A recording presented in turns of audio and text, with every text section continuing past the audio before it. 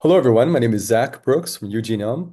I'm here today with Marco Schito from UGenome as well to talk about AI and how it impacts longevity. So, Marco, take it away. Looking forward to this presentation that you gave a few weeks back at Venture Cafe in Phoenix. Thanks very much, Zach. My name is Marco Schito. I am the Scientific and Business Development Director here at UGenome. And a few weeks ago in Phoenix, I gave a talk on how does AI impact longevity. And before we actually get into the AI aspect of it, we really need to understand what exactly is longevity? And that this can really be broken down into two basic components. One is life expectancy, which is fairly easy to comprehend because it's binary. It's either that you're alive or that you're dead, and that gives you your life expectancy. The other component of this is your health span, and your health span is a little bit more nuanced in the fact that it's the amount of years that you live with relatively good health. And in individuals, there is a span of time, usually in the last decade of your life, where your health span starts to deteriorate and you come down with disease. So what the current medical system is good at doing is extending your life expectancy to the as you can see here, the 73.2 years. But what it doesn't do is address the health span gap, which is more of the quality of life. So as you age, your health will decline. And that decline is really can be put into three main buckets. And the first two are fairly self-explanatory, physical, such as your stamina, are you able to climb that set of stairs that you normally always were able to climb? Your strength, and that results in sarcopenia, which tends to decline as you age, and also loss of balance. So those are the physical aspects of aging. And then there's the cognitive, which we're all familiar with, the Alzheimer's, the Parkinson's, and the various different dementias, including Lewy body dementia. But the third bucket is a little bit more nuanced as well, in that it's more of the emotional component of health. And that's really the lack of sense of purpose. As we age, sometimes we're not engaged socially, or we tend to detract from our groups of individuals. And so all three of these actually contribute to your decline in age. And as you age, the life expectancy, the reason why people eventually the cause of death is really into probably four major buckets. And those have been defined here last year through the CDC report. So every year, CDC comes out with a report and identifies the major underlying causes of death in the US. And in number one spot actually is cardiovascular diseases, heart disease, and stroke, for example. The second one, obviously, cancer, always a big killer. The third one was interesting, is that it's chronic lower respiratory infections. And you can think of these as like COPD, emphysema, bronchitis. And then the fourth bucket are neurodegenerative diseases such as Alzheimer's and the dementias that I mentioned earlier.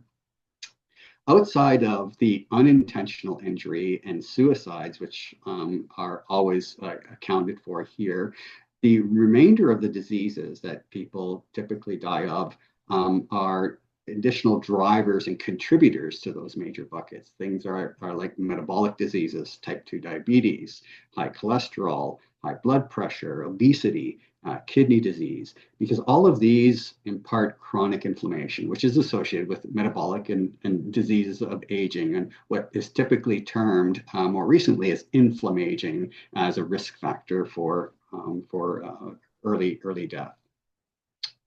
So when we think about the factors associated with longevity, we can explore a number of different ones, but it's also good to see a juxtaposition of how this impacts individuals in real life. And I've identified two comedians from the 80s. One is George Burns, who lived actually up until the ripe age of 80. he smoked 15 cigars a day. He drank. He obviously had some lifestyle issues, but he also had some genetic components of it, which allowed him to live an extended period of time, much longer than many people thought that he would live. On the other side of things, is an individual like Andy Kaufman. He actually also a comedian in the 80s, so essentially the same profession, but he did not smoke, he did not drink, and he was vegetarian. Unfortunately, at the age of 35, he died of lung cancer. So, what's happened there? How can two individuals of the same profession undercome these various different, completely different outcomes of health? Is it all due to genetics? Well, in part, some of it may be due to genetics. And genetics definitely is foundational, but for the most part, it's limited in most of the conditions that we talk about, or most of the conditions that people know of. So genetics typically can explain anywhere between 1 to 20% of the variation in relative risk mortality. However, there are some diseases. So it's not black and white. And the fact that there are some diseases where genetics plays a major role. An example of this is familial hypercholesterolemia, which can be, up to about 90% relative mortality risk, just simply because you have the genes associated with high cholesterol.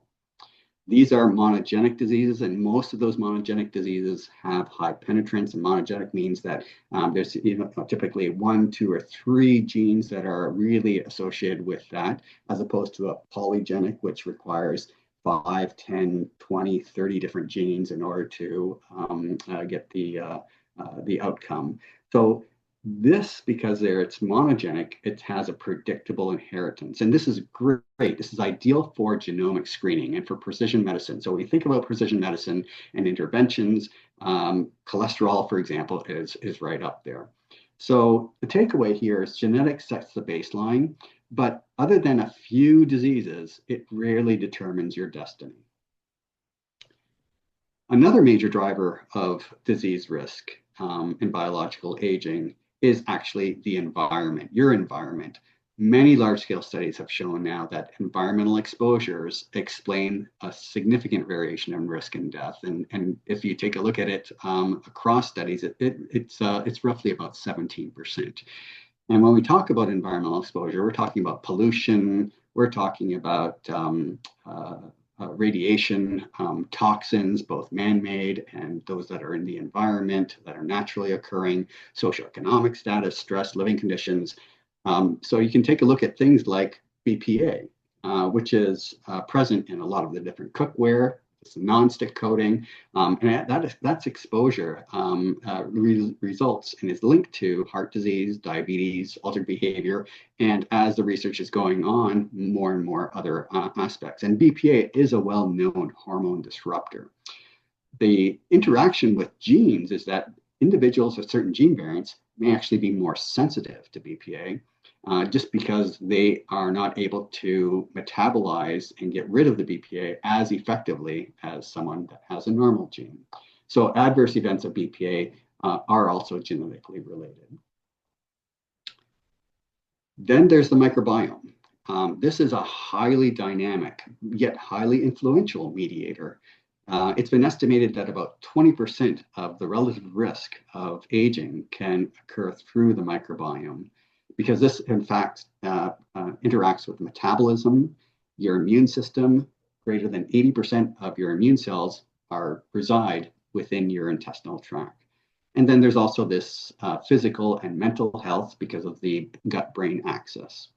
So the microbiome actually acts both as a sensor, so it can sense what's going on in the environment and in your genetics, as well as your diet.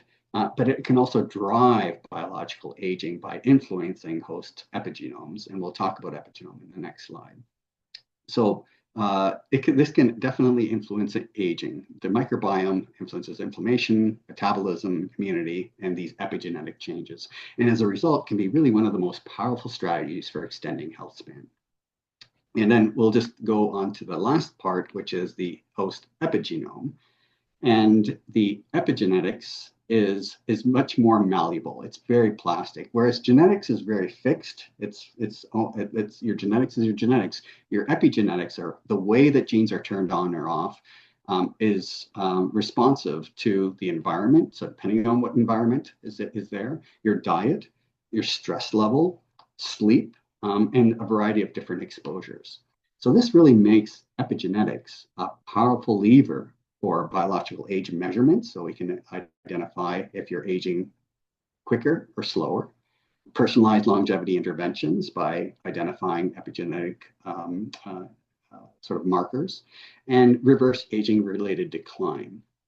So really your epigenetic mechanisms sit at the intersection of what your genetics are, your environment, and the microbiome, making epigenetics really central to the modern longevity science that we're all seeking and exploring.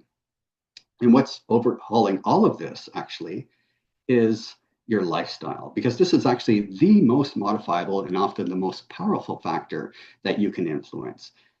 It can outweigh all of the others up to 60%. And there was a recent article that came out just a few weeks ago that said it can be as high as 80%. I don't think it should be that high, but we will agree to disagree.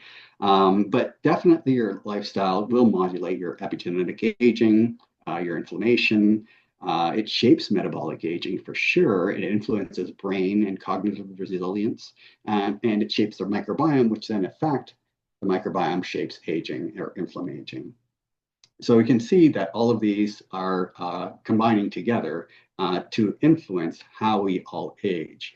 And as a result, AI, now the application of AI is actually opening up new avenues for exploring the intricacies and the interdependencies of the microbiome with the applications of the epigenetics and the genetics.